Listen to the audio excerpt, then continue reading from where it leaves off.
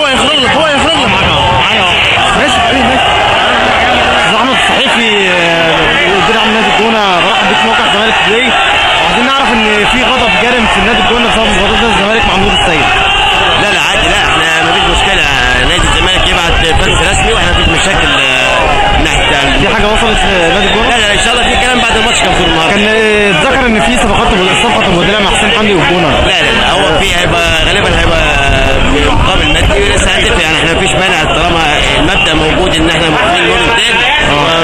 انت حكيت لي على قصه في كاس مصر، ماتش الزمالك في كاس مصر الجونه، ان نور السيد كان خلاص هيخلص مع نادي الزمالك وحصل اسلوب غير المطلوب من لما يبقى في اتصال مع اللاعب نفسه طبعا بيبقى في مش هيتم اي حاجه بينه وبين، لكن في اجتماع مثلا في مجلس اداره بيتخاطب مجلس اداره بناخد راي مدير فني او موافق.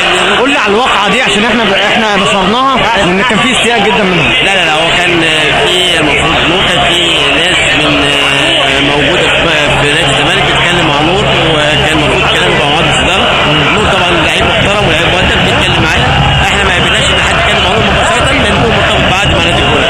انت عايز نور مبدئيا طالما اللاعب ليه رغبه، طبعا كله يتمنى يلعب نادي الزمالك، ليه رغبه ينتقل نادي الزمالك، خلاص يبقى نتكلم مع مجلس اداره وناخد راي مدير فني في اوكي ان هو موافق ان نور ينتقل، يبقى نتفق على المقابل المادي. نادي الجونه انا اخر كلام موافق على الانتقال ويحصل تفاوض مع النادي فقط. بس احنا موافقين. شكرا ليك.